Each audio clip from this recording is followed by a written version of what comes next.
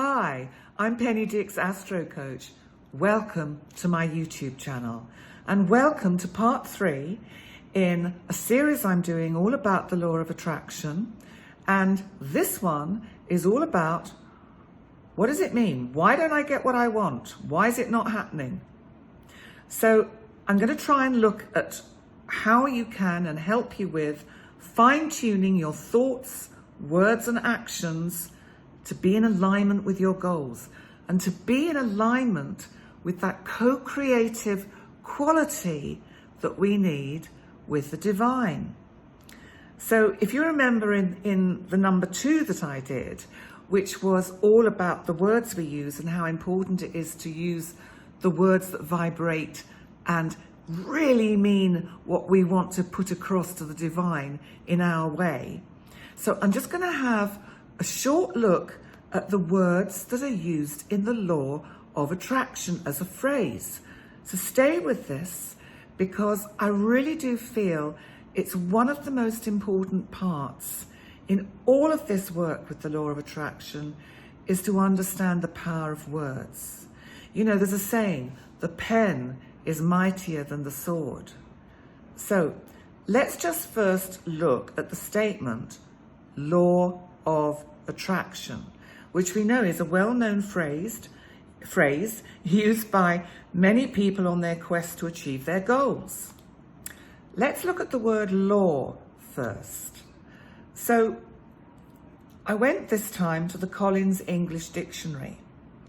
And as we know, this won't be anything that I'm not telling you anything you don't know, but a law is a rule or set of rules for good behavior, which is considered right and important by the majority of people for moral, religious or emotional reasons. Okay, so fairly self-explanatory. And the root of the word law actually comes from an old Norse word, which is lag, which means laid down or fixed. So that's clear. It's a collective understanding of the word law. And in terms of the universe, it is a scientific rule or law. So we get where the universe comes into it at that level. But let's look at the word attraction as well, because, attract, we know personal charm. I am attracted to you, or you are attracted to me, or I am attracted to a certain place or career path. But there's an interesting thing when I was doing the research on this, because attraction can also be used in terms of a force acting mutually between particles of matter, tending to draw them together and resisting their separation. So something that attracts or is intended to attract. So then I looked at the etymology of the word attraction. It's from the Latin attractionem, and it means a drawing together, or to draw or pull. And by the 16th century, which is more interesting, they actually extended the meaning to magnetic forces. So it's a quality in a person which draws interest or imagination. Now, I found that super interesting because it just brings in that element of the energy and the vibrations that actually are implied by the phrase law of attraction. So let's just go on, because for attraction to work within this context, the two parts have to have complementary properties that draw them to each other. So by that criteria, we can't have something in our lives that does not have the complementary properties. Be it a person or a situation, it has to be complementary.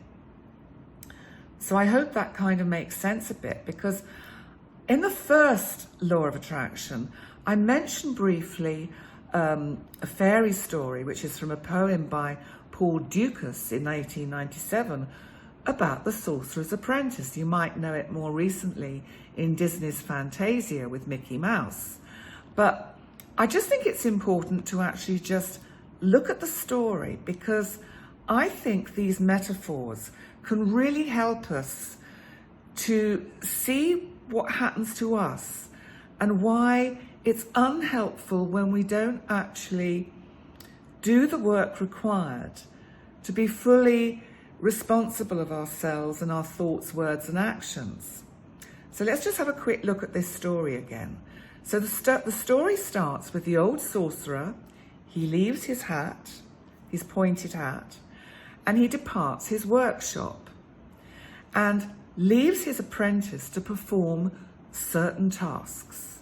And in Fantasia, it's Mickey Mouse. But Mickey, let's call him Mickey now, gets tired of fetching the water by pail to clean up the workroom. And so he decides to enchant a broom. But he's not fully trained in the magic that the sorcerer is teaching him. But he still has a go. So, it's a bit like us with the law of attraction. Maybe when we've got to be careful what we ask for. I always think that phrase is a useful one, be careful what you ask for, because you just might get what you want. And anyway, he puts on the sorcerer's pointed hat, as if this somehow empowers him with the sorcerer's magic. The floor is soon awash with water, and the apprentice is asleep. He wakes up nearly drowning and realizes that he cannot stop the broom because he does not know the magic required to do so.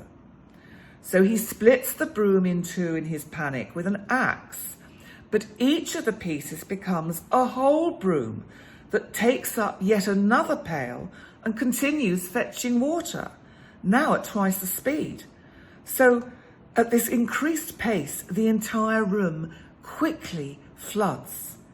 And when all seems lost and Mickey is nearly drowning in this water, the sorcerer returns and quickly breaks the spell.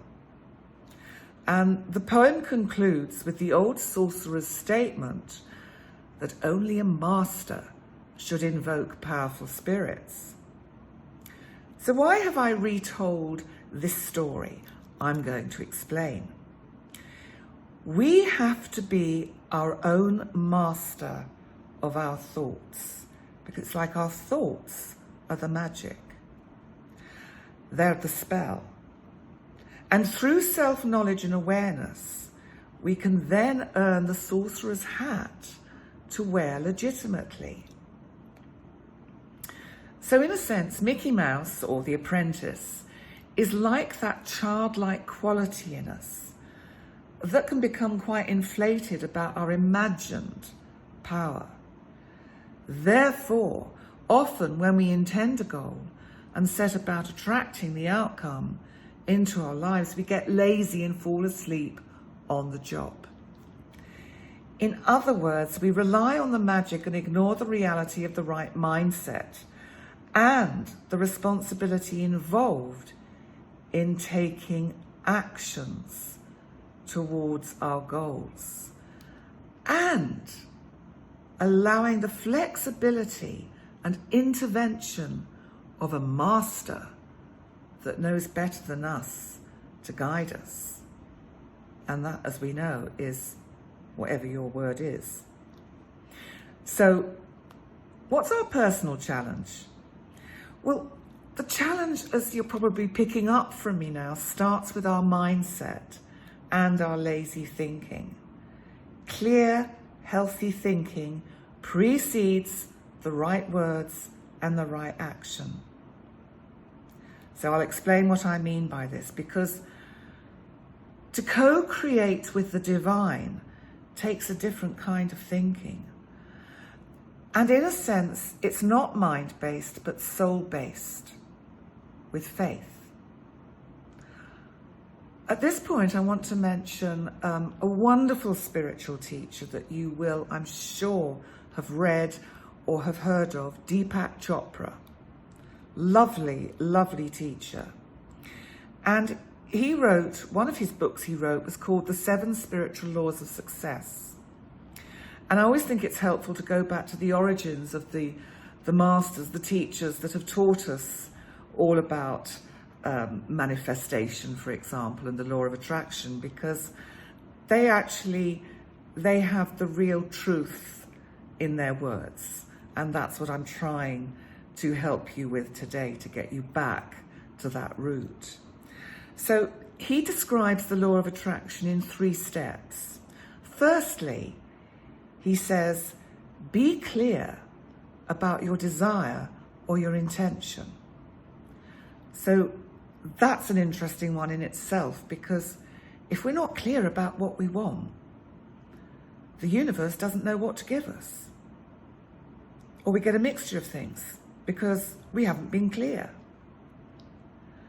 So once we're clear, we have to be clear about what we want, use the right words, thoughts and actions.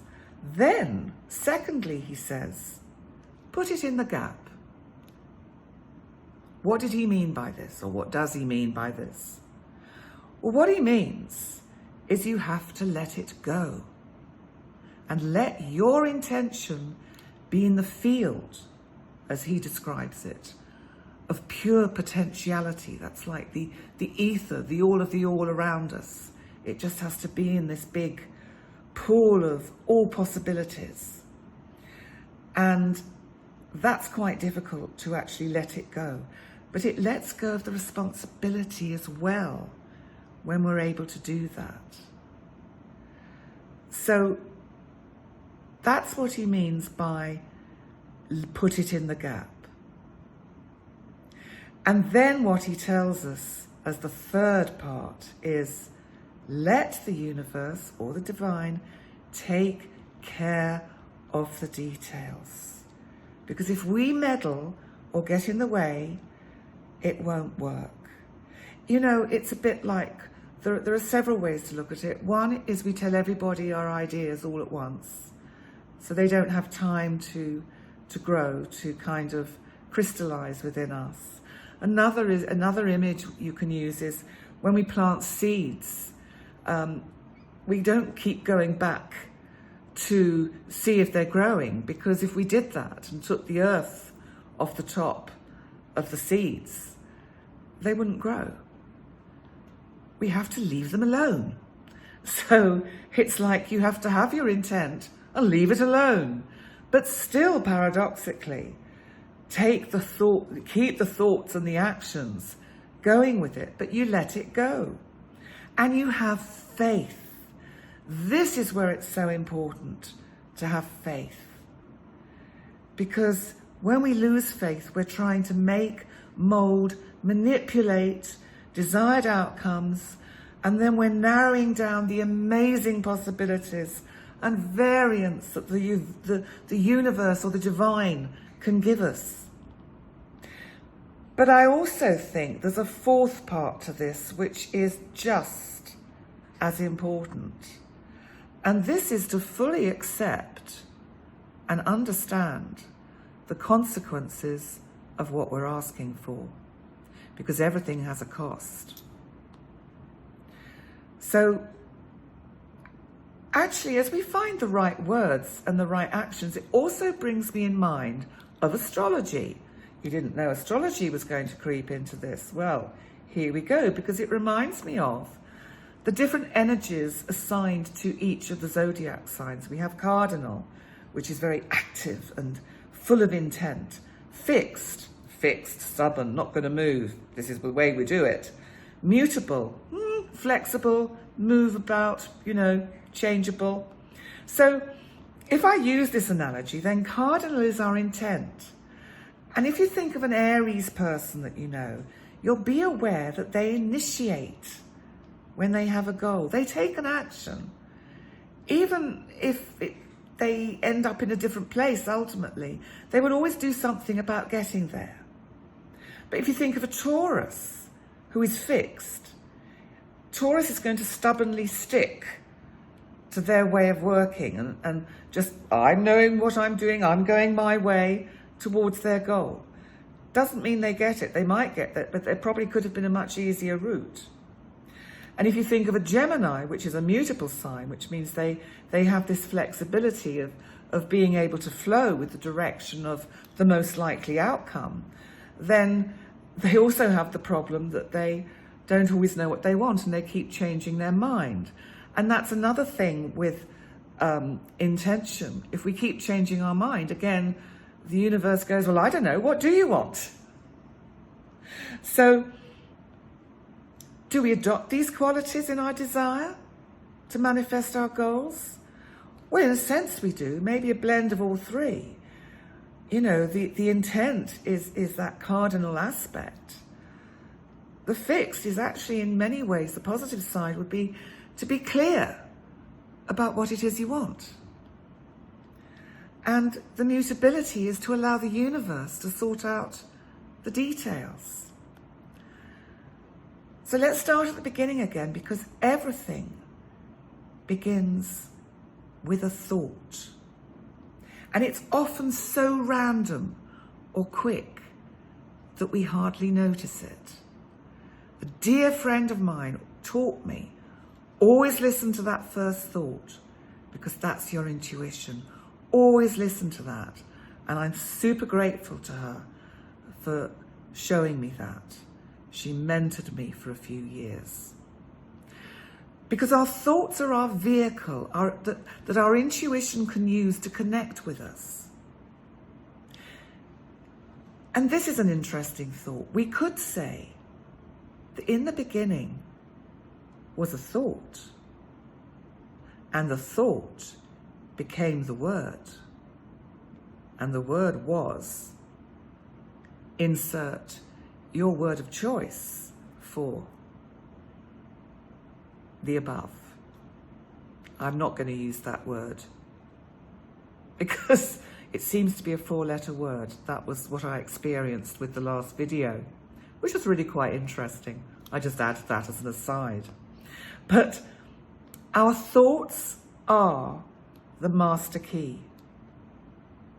And I think this is a term that can help us to understand the power of the energy enmeshed in our words. Because lazy, critical, doubtful thinking will block us in our chosen paths. Fixed thinking, fixed ideas about the details of our desired outcome will also block us. Stop writing the script.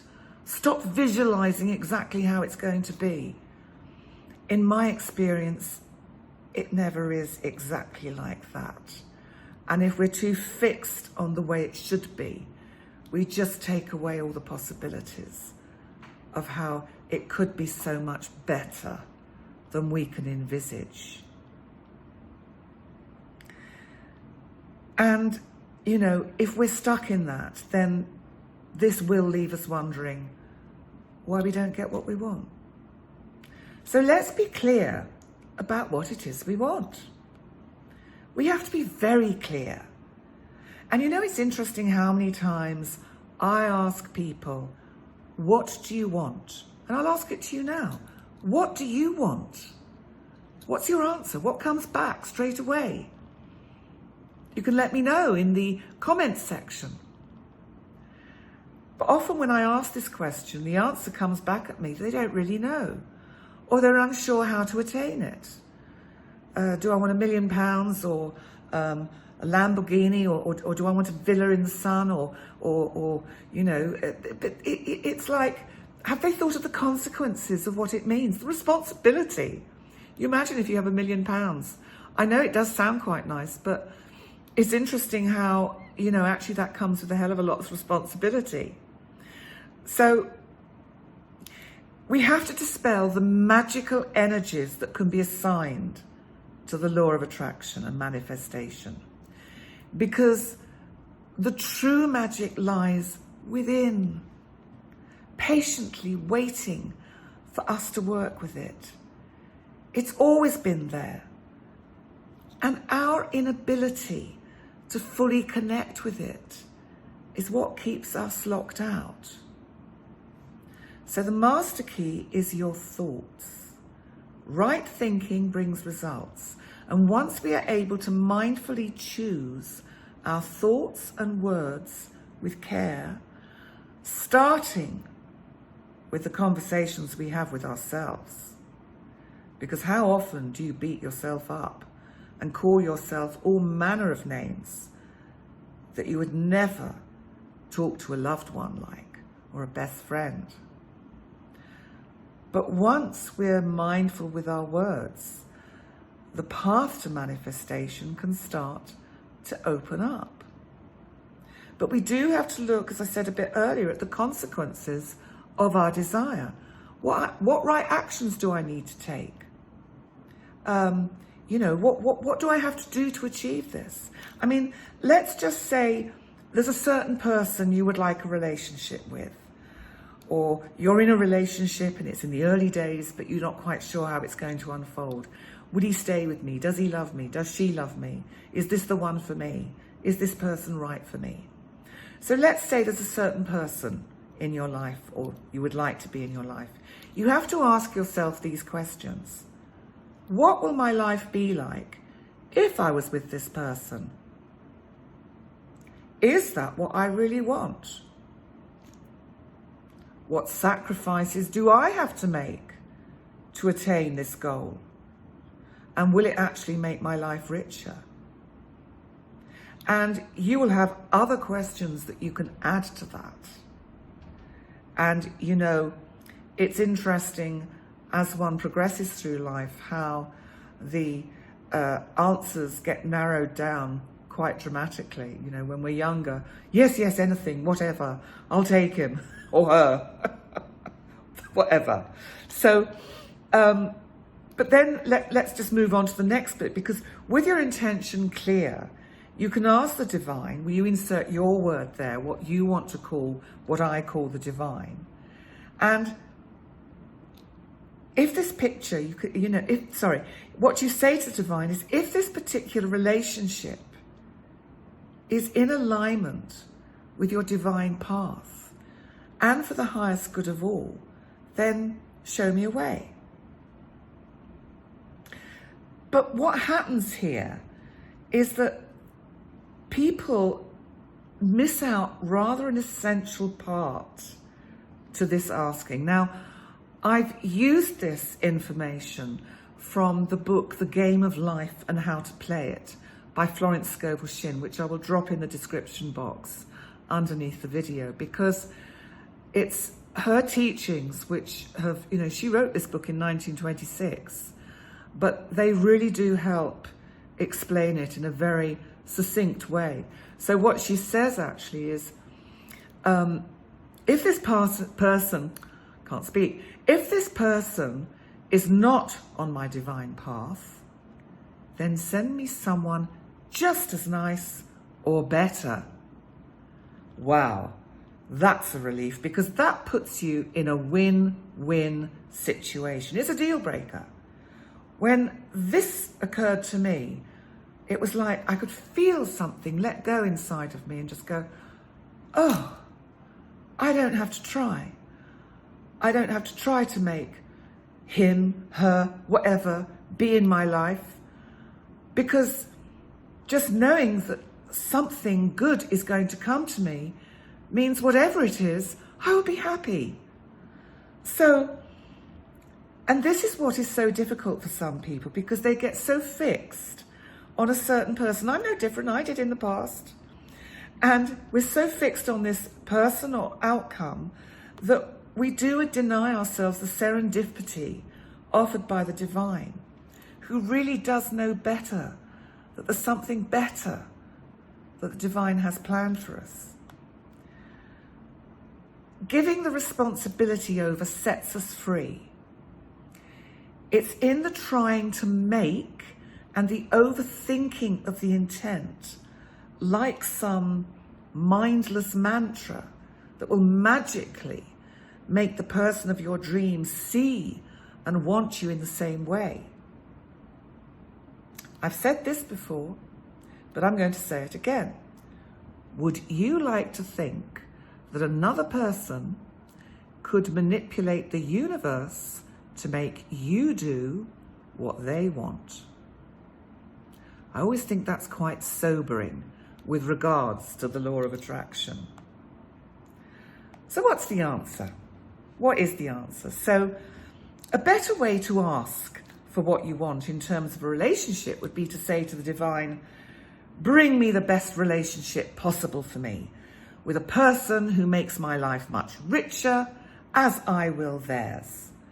And if it's not on my divine path to have this, then bring situations into my life that give me fulfillment, joy, happiness, and love in abundance. Because ultimately, surely, being happy, feeling joyful is what it's about. And you see, if you think constantly about your desire, it won't make it happen any faster. Or will mean that it will happen within the framework of your fixed ideas. The other interesting thing is you may well get the person you've always wanted as you battle your way along an impossible path onto which the divine is throwing obstacle after obstacle to prevent you making a big mistake. And then at some point, the divine will give it to you as a lesson. And often the price is huge. The saying, you've made your energy, so you must lie on it, aligns with this energy. But of course we will make mistakes and get the things or people we thought we wanted, and they become the lessons from the universe that help us to grow into our maturity and wisdom. Without them, we couldn't grow. So let's just look ultimately, excuse me, co-creating with the divine, because I think this is another real master key. We have to co-create with the divine, not my idea, it's our idea. So have our goals, intend them. Allow for the flexibility of life to take us where we need to be. We have to know ourselves very well and be mindful of our thoughts as they do create the reality we experience. We have to have absolute faith the divine knows better than us. And that if we allow that energy to flow through us and we get out of our own way and out of the way of the divine, then we can truly experience the magic of life and the co-creation with the universe. So that brings the third in the series to a conclusion. I would love if you could comment and tell me how you manage with the law of attraction. That would be super interesting. The next one I'm going to do is going to be quite interesting too. Hopefully you're finding them all interesting. Number 4 is going to be how to recognize and deal with our shadow side, because that is a big stumbling block in how we move forward with working with this energy. And another book I didn't mention, apart from Florence, Scovel, Shinn and Deepak Chopra, is a book by Charles F. Harnell, which is called The Master Key System. All the names will be in the description box. And thank you so much for coming today to listen to this third in the series. I hope you found it interesting. And if you've not subscribed to my channel and would like to, I'd love that too. Also, if you would like a session with me for Astro coaching or for life coaching, my website's in the description box, and I'd really love to see you. So thank you so much again, and I'll see you next time. Bye for now.